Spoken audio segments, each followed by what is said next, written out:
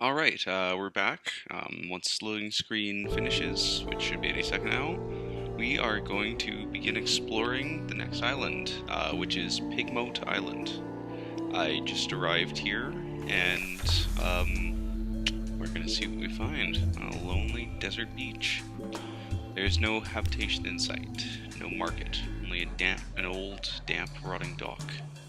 A stretch of sand thickens into damp, black earth, from which sprout stunted palms? Not quite. Tall fungal growths with frond-like caps, as if someone had sculpted the idea of a tree from a mushroom. Let's find out what awaits us. War? As we step onto the quay, you hear clamors, shouts, and shooting. You can see off in the distance smoke rising from beyond the hill, and dots of fire flecking the horizon. Two tiny figures stand a little further down the quay, unmoving, as if awaiting your approach. I am just going to turn down the music a little bit more. I should turn it down more from last episode, but this is quite loud. The following is an extract from the popular diary of a Z captain from London to Irem and what we did before we arrived, washed ashore on Mutton Island, and subsequently serialized in the unexpurgated.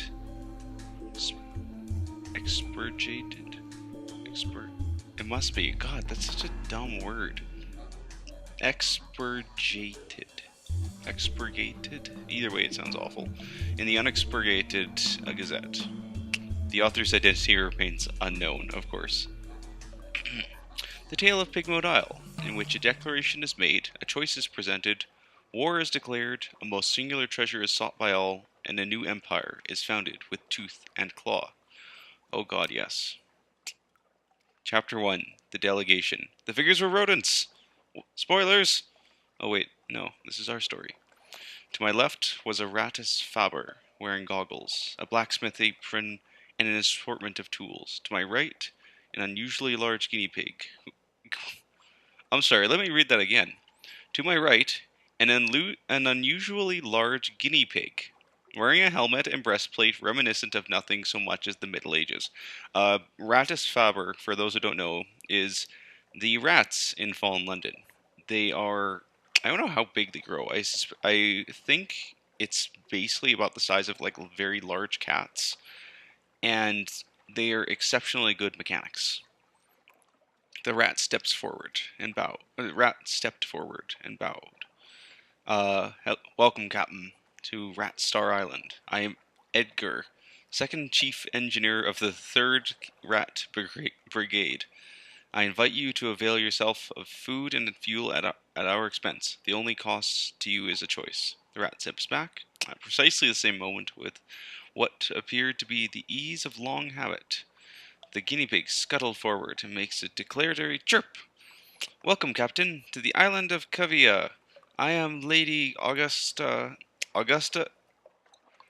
Devereaux Swinch of the Blackwater Swinches.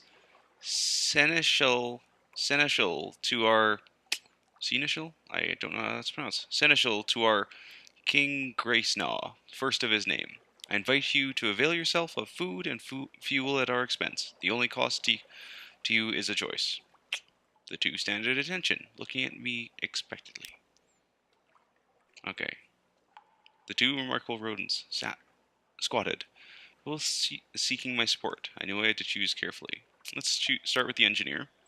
A rat in the making. I asked the chief engineer to elaborate. He looked at me for a long, measured moment before speaking gruffly. Well, Scruffly works too. We came to this island to make a home for ourselves away from London. Its cats and snuffers, its rat skin suits. We came to live as citizens of our own republic. We came with our tools, our teeth, our clever hands, and we made a beautiful city by the light of the rat star that shone bright and blue on Mount Ararat. Mount Ararat. Okay. The chief engineer. So it's a rare rat, apparently. How about that? The chief engineer nodded toward the distant hill. One day we braved the depths of the chicken woods and from the top of Mount Ararat we plucked the rat star to be our light, our beacon. But the pigs of Kavi saw the light, and they lusted for it. They sent armies to rule us and steal our star. We will not permit them to take what is ours. We will resist them with our last breath. Will you join us in defeating them? I spoke to this seneschal. Oh my god. Okay, poetry. That's it. We're done. I'm choosing the rats. I've heard enough. Okay, actually, for those who want to actually read it. Oh gosh, do I? How does an army Canadian big match look real? A knight out of habit. Oh, that's great. Seneschal cleared her throat with the delicacy to rival the Duchess's own. Before speaking, Grace na the King, our lord and sovereign, full 7 months had sojourned on the sea, conquered this land and won the southern main. Now no fortress against him shall remain. No city wall will be left for him to gain. Save the rats that squeak behind mountain. Unlikely was the lamb of our deliverance. Assured shall be our glories in their fall, when our lady's eye restored be to our hall. We saw the truth and beauty by the light of our lady's eye on Mount Caveat. Oh my god. These puns are killing me. Oh, I apologize. But the rats, with their guns and their clatter and their peasants' politics, stole it from us. We will subjugate them and take it back. They are a rebel, and we will rule them with the steel-shod velvet of our paws. Will you join us? Oh dear God. What do I choose?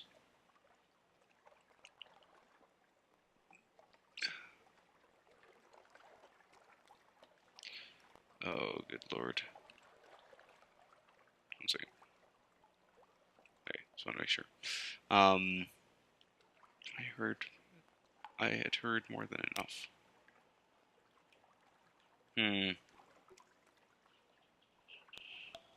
I do like, I remember, I attempted to broker a peace. Surely their commonalities were more numerous than their differences. Of course, I mean, they're both short people.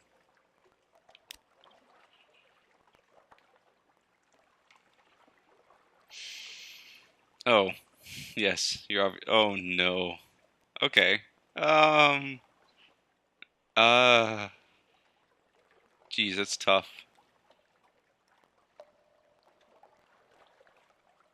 Oh god. That actually is tough. A fondness for London's rat skin coats that swayed me.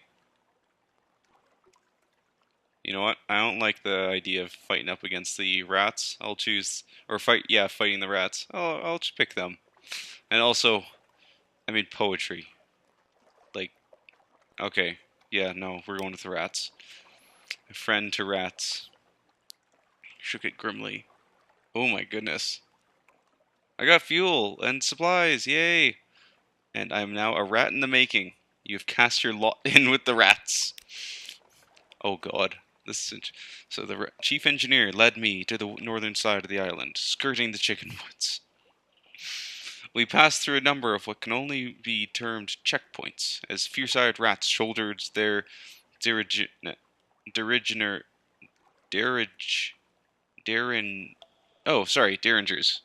I don't know. I thought there was another D in there, but their derringers, and saluted the chief engineer.